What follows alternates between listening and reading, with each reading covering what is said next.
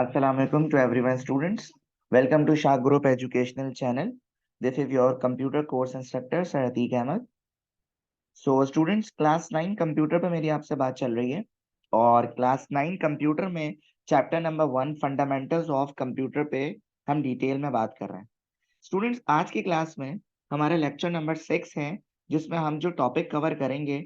और आज की क्लास का स्टूडेंट सबसे पहले मैं आपको ओवरव्यू दे दूं कि आज की क्लास में हम क्या क्या चीजें जो है वो कवर करेंगे।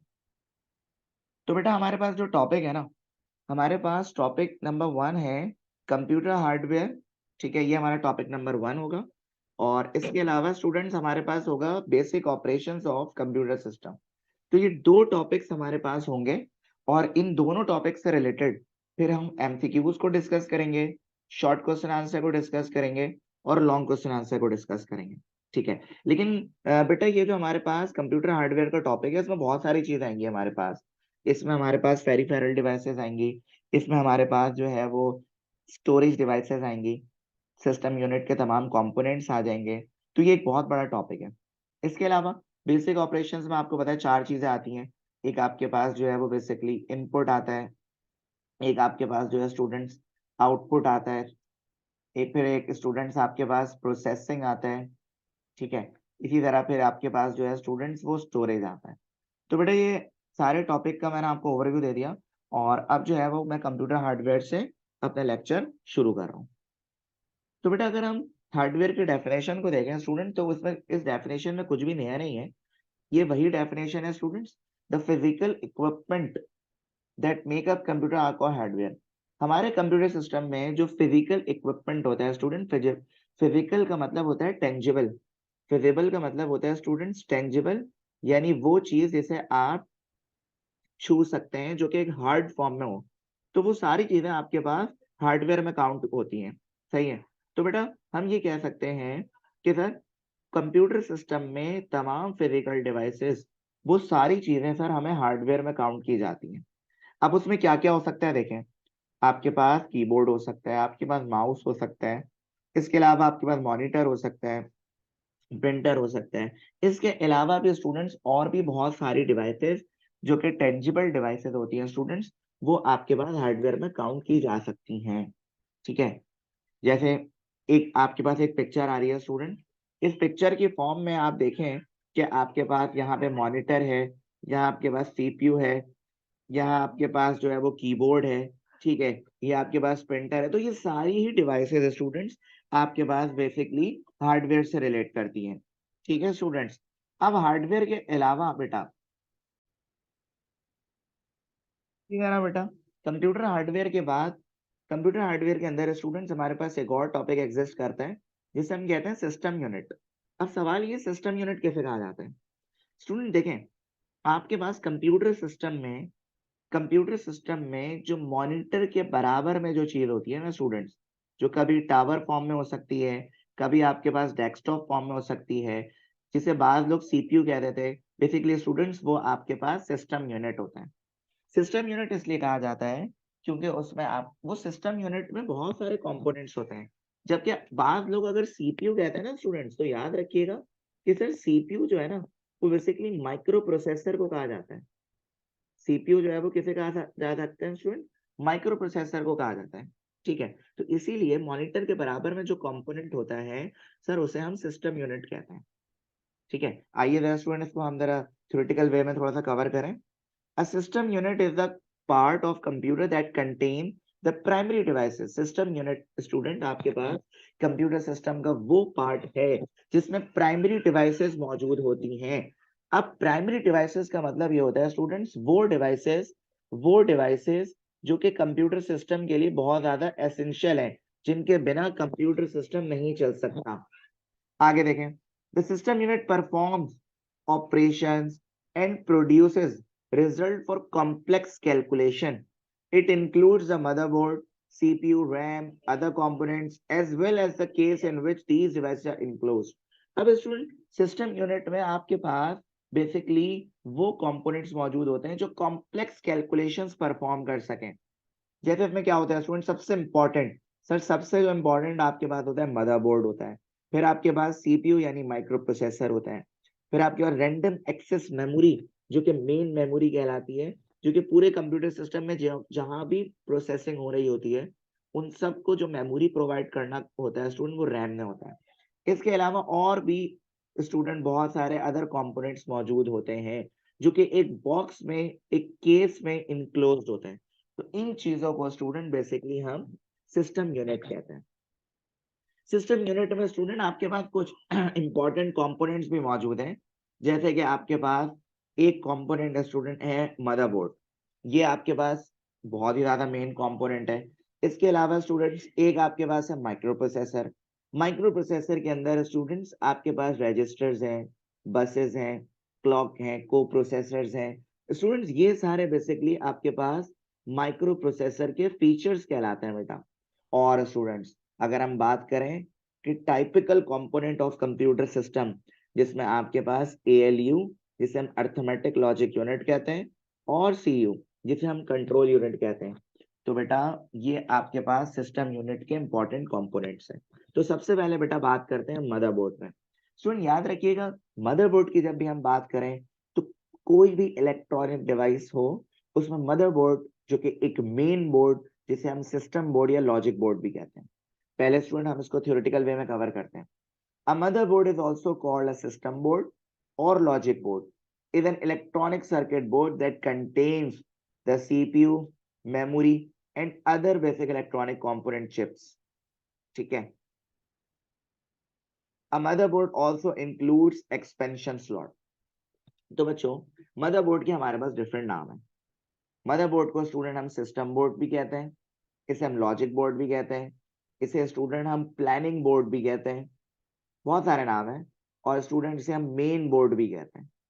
तो स्टूडेंट ये सारे नाम आपके पास मदरबोर्ड के हैं। मदरबोर्ड में आपके पास माइक्रो प्रोसेसर, मेमोरी और अदर बेसिक इलेक्ट्रॉनिक कंपोनेंट्स की चिप्स जो है स्टूडेंट वो अटैच हुई भी होती है। ठीक है। मदरबोर्ड में स्टूडेंट इसके अलावा आपके पास एक्सपेंशन स्लॉट भी मौजूद होते हैं। एक्सपेंशन स्लॉट्स का मतलब ये है स्टूडेंट कि अगर आप इन केस बाद में अपने कंप्यूटर सिस्टम में मॉडिफिकेशन या अपडेट करना चाह रहे हैं तो स्लॉट्स अवेलेबल होती है, वहां पे आप जो है वो अपनी न्यू या अपडेटेड कंपोनेंट को ऐड कर सकते हैं। ठीक है। मदरबोर्ड में मदरबोर्ड की ये डायग्राम स्टूडेंट आप देख सकते हैं। ठीक है। ये पूरा आपका मदरबोर्ड होता है बेसिकली, जो कि मेन बोर्ड, कंप्यूटर सिस्टम पूरा इसी पे ही बेस्ड कर रहा होता है।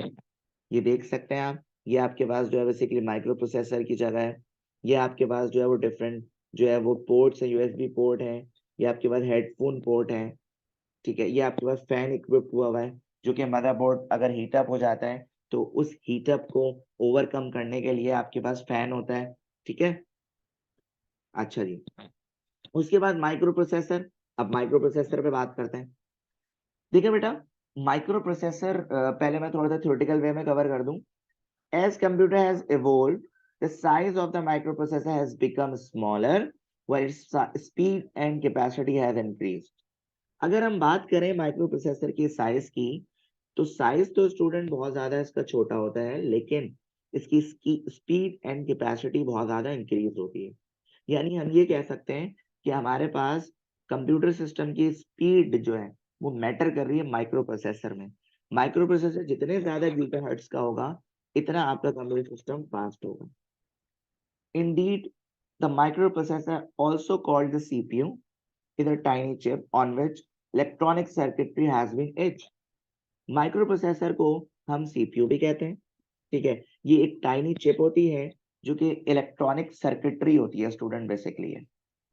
The chip is mounted on a piece of plastic called carrier with metal leads attached to it.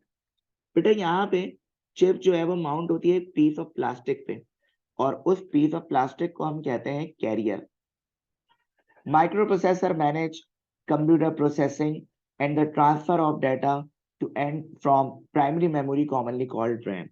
Microprocessor, एक बात याद रखिएगा कि माइक्रोप्रोसेसर को कोई भी टास्क परफॉर्म करवाना है तो उसको मेमोरी की जरूरत पड़ेगी, और वो मेमोरी बेसिकली प्रोवाइड कौन करता है? रैम, जो कि आपका रैंडम एक्सेस मेमोरी है।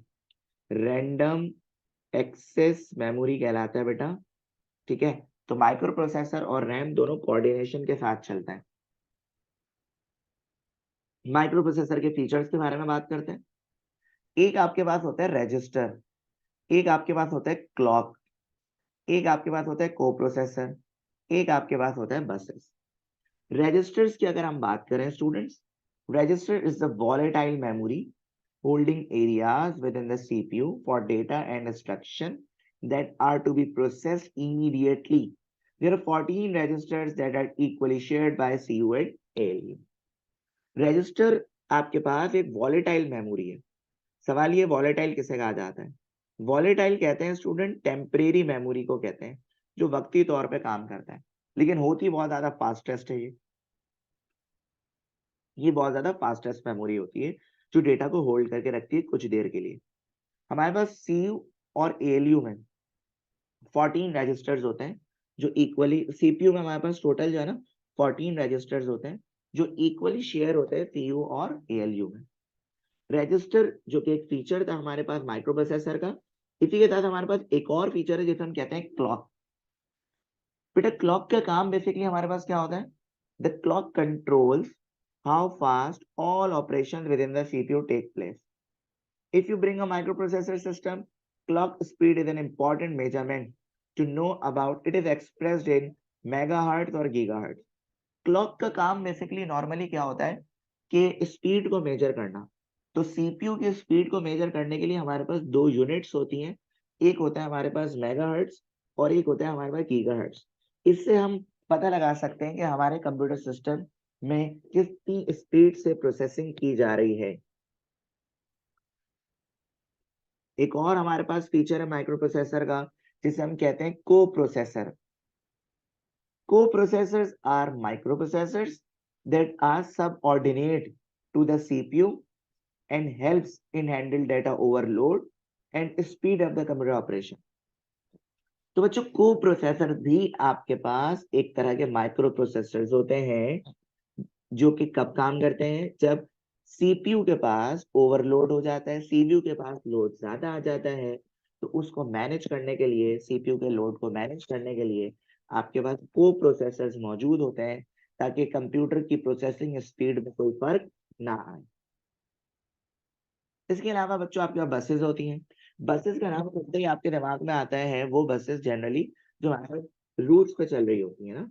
तो बसेस का काम बेसिकली क्या होता है? नॉर्मली जो हमारे पास रूट्स पे चल रही होती हैं उनका काम ये होता है कि पैसेंजर को एक जगह से दूसरी जगह ड्रॉप करना। Same as it is computer buses में डेटा को ड्रॉप करना है एक जगह से दूसरी जगह। तो बसेस की अगर हम डेफिनेशन की बात करें, the buses on a computer system are sets of wires that carry information to और फ्रॉम मेमोरी और इनपुट आउटपुट डिवाइसेस। तो बेटा बसेस बेसिकली हम कहते हैं सेट ऑफ वायर्स को जो इंफॉर्मेशन को कैरी करके रखते हैं मेन मेमोरी से और इनपुट आउटपुट डिवाइसेस से ट्रांसफर कराने के लिए। हमारे पास बसेस जो है वो इंपॉर्टेंट रोल प्ले कर रही हैं। बसेस जो होती हैं वो हमारे पास यूनिडायरेक्शनल भी होती हैं। यूनिडायरेक्शनल का मतलब होता है डेटा ट्रेवल्स वन वे, और बसेस आपके पास बाई डायरेक्शनल भी होती हैं, data travels both way. Buses can be seen by computer motherboard as parallel metal tracks. Buses को देखा जा सकते हैं स्टूडेंट अगर आप मदरबोर्ड में गौर से देखें, जो आपके पास पैरेलल ट्रैक्स होता है ना, वो बेसिकली बसेस का ट्रैक होता है। हमारे पास स्टूडेंट अगर हम बसेस के टाइप्स के बारे में बात करें तो बेटा हमारे पास तीन टाइप्स की बसेस होती हैं। एक हमारे पास होता है एड्रेस बस, एक होता है डेटा बस और एक होता है कंट्रोल बस। बेटा एड्रेस बस हमारे पास बेसिकली हम ये कह सकते हैं कनेक्शन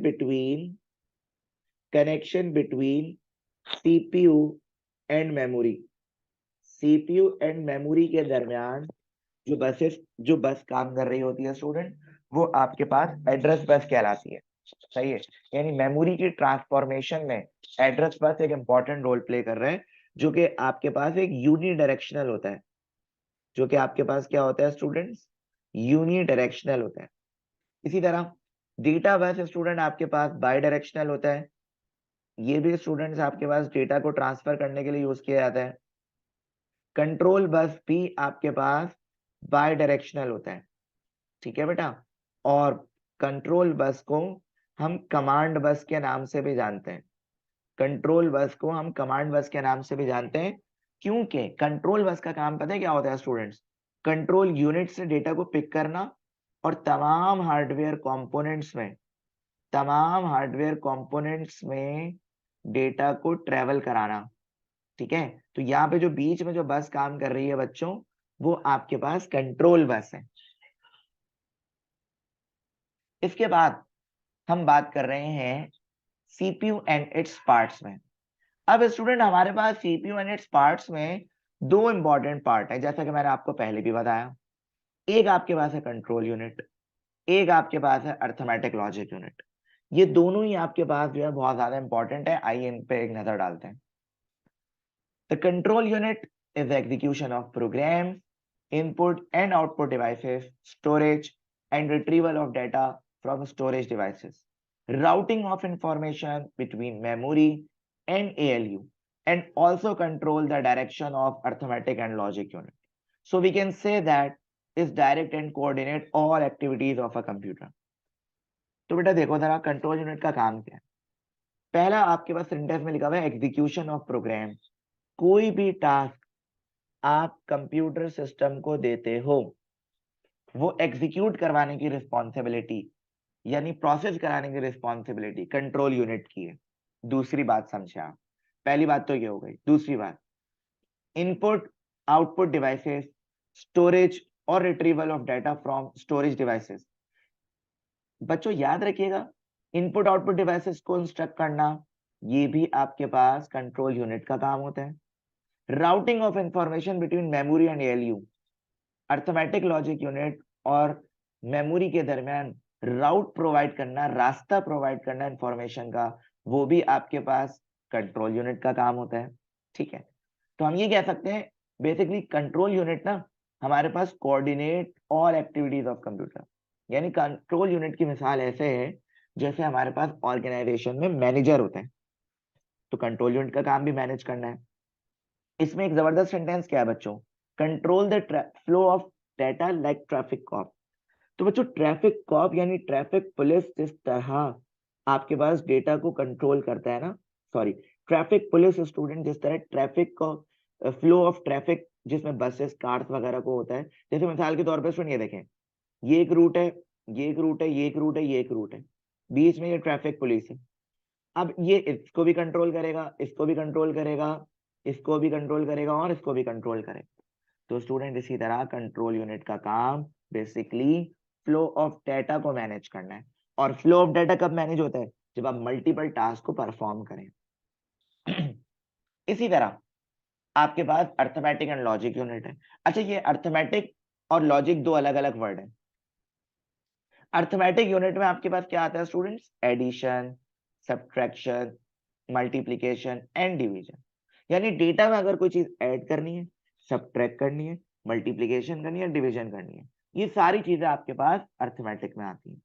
और अगर हम लॉजिकल यूनिट की बात करें तो this unit also perform certain logical task such as comparison of two numbers to see that one is greater and other और इक्वल। तो बेटा कंपैरिजन में बेसिकली हम दो या दो से ज्यादा पीसेस ऑफ डेटा को क्या करते हैं स्टूडेंट्स? कंपेयर करते हैं। जैसे मैंने लिखा 4 and 5, तो मैं बोलूंगा विच वन इज ग्रेटर, तो आप बोलोगे ये। तो बेसिकली ये एक पीस ऑफ डाटा है, ये एक पीस ऑफ डाटा है।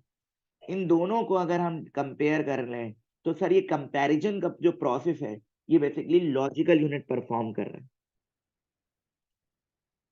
तो स्टूडेंट्स सिस्टम यूनिट का टॉपिक हमारा हुआ खत्म, और कंप्यूटर हार्डवेयर के अंदर हमारे पास मजीद कुछ टॉपिक्स हैं जिसमें हमारे पास इनपुट आउटपुट डिवाइसेस भी मौजूद है। तो अगर हम इनपुट डिवाइसेस की बात करें, ये वही डेफिनेशन है जो आपने अपनी प्रीवियस क्लासेस में पढ़ी। Input devices are used to enter data into computers. These devices can be categorized into text entering, pointing, and image scanning devices. So input device वो devices होती हैं जिसके जरिए कंप्यूटर सिस्टम में डेटा को enter किया जाता है, डेटा को इंसर्ट किया जाता है। इस डिवाइसेस को हमने डिफरेंट कैटेगरीज में डिवाइड करा। हमारे पास टेक्स्ट एंटरिंग डिवाइस है, पॉइंटिंग डिवाइस है और स्कैनिंग डिवाइसेस है। सबसे पहले हम अगर टेक्स्ट एंटरिंग डिवाइस को डिस्कस करें तो वो हमारे पास होता है कीबोर्ड, जो कि मोस्टली एक कॉमन टेक्स्ट एंटरिंग डिवाइस है। ठीक है, जो कि हम टेक्स्ट पर्पस के लिए यूज करते हैं। अगर हम बात करें स्टूडेंट की जो है ना, कीबोर्ड में की जो है, जैसे हम कीबोर्ड में की को प्रेस करते हैं तो कीबोर्ड कंट्रोलर चिप जो है वो सिग्नल सेंड कर देता है स्टूडेंट। बेसिकली किसको सेंड कर देता है? कीबोर्ड बफर को। कीबोर्ड बफर बेसिकली एक तरह की हल्की सी मेमोरी होती है और उसके बाद ये सेंड किया जाता है किसको? प्रोसेसर को। इसके अलावा इनपुट डिवाइसेस में आपके पास माउस है जो कि हम ग्राफिक पर्पस के लिए यूज करते हैं। इनपुट पॉइंटिंग डिवाइसेस में बच्चों आपके पास जो है ना, जैसे आपके पास एग्जाम में क्वेश्चन आ सकता है डिफाइन पॉइंटिंग इनपुट डिवाइसेस, तो उसमें देखें एग्जाम्पल्स में आपके पास माउस हो सकता है, जॉयस्टिक हो सकता है, ट्रैक बॉल हो सकता है और ट्रैक पैड हो सकते हैं। तो ये सारी चीजें बेटा आपके पास इनपुट डिवाइसेस में ही आती हैं, जिसे हम पॉइंटिंग इनपुट डिवाइस भी कह सकते हैं।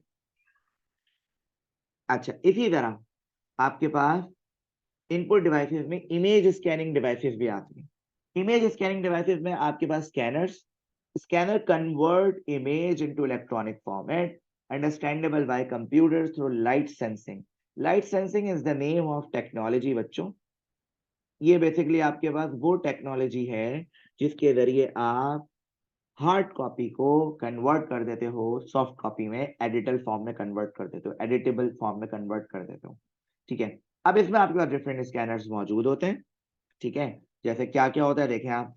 एक आपके पास होता है OMR जिसे हम कहते हैं ऑप्टिकल मार्क रिकॉग्निशन। एक आपके पास होता है OBR जिसे हम कहते हैं ऑप्टिकल बारकोड रीडर। एक हम कहते हैं OCR जिसे हम कहते हैं ऑप्टिकल कैरेक्टर रिकॉग्निशन। तो ये सारी डिवाइसेस इमेज स्कैनिंग डिवाइसेस में आती हैं स्टूडेंट, और जो कि इनपुट डिवाइस भी है ऑब्वियसली। और भी कुछ इनपुट डिवाइसेस हैं, जैसे कि देखें आपके पास माइक्रोफोन है जिसका काम क्या होता है? Microphones are used to accept sound input and convert it in digital audio format. तो इनपुट साउंड को कन्वर्ट करना डिजिटल ऑडियो फॉर्मेट में, ये आपके पास माइक्रोफोन का काम होता है। इसी तरह वॉइस रिकॉग्निशन के लिए आपके माइक्रोफोन्स तो हैं ही हैं स्टूडेंट, लेकिन एक और चीज आप जो देख रहे हैं आजकल कि माइक्रोफोन के जरिए आप अपनी वॉइस को टेक्स्ट में भी कन्वर्ट कर सकते हैं। जैसे आप गूगल वगैरह पे अगर कुछ टाइप करने का आपका दिल नहीं चाह रहा तो आप उसको वॉइस के जरिए करते हैं तो वो ऑलरेडी आपके पास लिखा हुआ आ जाता है। इसके अलावा टच स्क्रीन, ये भी आपके पास इनपुट डिवाइसेस के लिए काउंट की जाती हैं। ठीक है, एक और स्कैनर है MICR, magnetic ink character recognition, ये भी स्टूडेंट आपके पास इनपुट डिवाइसेस में काउंट किया जाता है। इसके बाद स्टूडेंट हम बात करते हैं आउटपुट डिवाइसेस की। तो देखिए आउटपुट डिवाइस क्या है, जरा इसकी डेफिनेशन देखते हैं। A hardware device that send data from a computer CPU to another device or user is called output device। तो बच्चों देखें, इनपुट देने के बाद वो प्रोसेसिंग होती है, प्रोसेसिंग यानी CPU, CPU के बाद वो डेटा जाता है डिवाइस में और उस डिवाइस को हम कहते हैं आउटपुट डिवाइस, यानी रिजल्ट प्रोवाइड करना बेसिकली आउटपुट डिवाइस का काम है। अगर हम मोस्ट कॉमन आउटपुट डिवाइसेस की बात करें तो सर हमारे पास मॉनिटर है, प्रिंटर है। ठीक है, और इसके अलावा हमारे पास दो टाइप्स आउटपुट डिवाइसेस में देखें। पहली आपके पास है soft copy output devices. Soft copy output devices कौन सी होती है? इट इज स्क्रीन डिस्प्ले और वॉइस आउटपुट। ठीक है, जो कि एक वॉलेटाइल आउटपुट होता है। वॉलेटाइल का मतलब मैं आपको पहले ही बता चुका हूँ थोड़ी देर पहले, जो कि आपके पास टेम्परेरी बेसिस पे होता है। आप स्क्रीन पे भी जो आउटपुट देख रहे हैं ये आपके पास वॉलेटाइल आउटपुट है। And lost when other output is shown और कंप्यूटर टर्न ऑफ। अगर कंप्यूटर को टर्न ऑफ कर दें या कोई दूसरा आउटपुट दें तो ये वाला आउटपुट चले जाएगा। तो बेटा ये आपके पास बेसिकली एक वॉलेटाइल आउटपुट में काउंट किया जाता है। हमारे पास कुछ डिवाइसेस भी हैं जो सॉफ्ट कॉपी आउटपुट डिवाइसेस से रिलेट करती हैं। कौन कौन सी जरा देखें आप। एक आपके पास है मॉनिटर, एक आपके पास है डेटा प्रोजेक्टर्स, एक आपके पास है स्पीकर। ये तीनों आपके पास जो है वो basically soft copy output devices में काउंट होती हैं। ठीक है, मॉनिटर में दो कैटेगरी आती है बेटा, एक होता है CRT कैथोड रे ट्यूब, एक होता है आपका FTP फ्लैट पैनल डिस्प्ले। ठीक है, तो इसी डेटा प्रोजेक्टर्स आपको पता ही है, स्पीकर्स आपको पता ही है, ये सारे आपके पास सॉफ्ट कॉपी आउटपुट डिवाइसेस से रिलेट करते हैं। इसी तरह अगर हम हार्ड कॉपी आउटपुट डिवाइसेस की बात करें, it is output on paper. Hard copy output devices, it is output on paper. It is non-volatile output that is relatively stable and permanent form. Hard देखें स्टूडेंट बच्चों, बात यहाँ पे ये है कि हार्ड कॉपी आउटपुट डिवाइसेस अपना जो आउटपुट है ना वो पेपर में देती है बेटा, ठीक है, जो कि एक नॉन वॉलेटाइल परमानेंट बेसिस पे होता है। नॉन वॉलेटाइल का मतलब होता है परमानेंट बेसिस पे होता है, ठीक है। अच्छा, परमानेंट फॉर्म, अब आपके पास कौन कौन सी डिवाइसेस होती हैं हार्ड कॉपी में देखें। एक आपके पास प्रिंटर है, एक आपके पास प्लॉटर है। अब मैं यहाँ पे दो चीजें बता दूं आपको कि प्रिंटर और प्लॉटर में क्या फर्क है। प्रिंटर जो है प्रिंटर जो है वो आपके पास टेक्स्ट और ग्राफिक्स टेक्स्ट और ग्राफिक्स दोनों को प्रिंट आउट करता है, सॉफ्ट कॉपी से कन्वर्ट करता है जिसमें हार्ड कॉपी में। जबकि प्लॉटर जो है वो स्पेशली बल्कि ज्यादातर जो है वो ग्राफिक्स को प्रिंट आउट करता है, यानी इमेजेस को प्रिंट आउट करता है, ठीक है स्टूडेंट। लेक्चर नंबर 6 स्टूडेंट ये हमारे पास था। इसका सेकंड पार्ट में आप हार्डवेयर के मजीद टॉपिक्स देखेंगे और उससे रिलेटेड इंपॉर्टेंट क्वेश्चन आंसर और एमसीक्यूज देखेंगे। सो अल्लाह हाफिज टू एवरीवन, टेक केयर, अल्लाह हाफिज।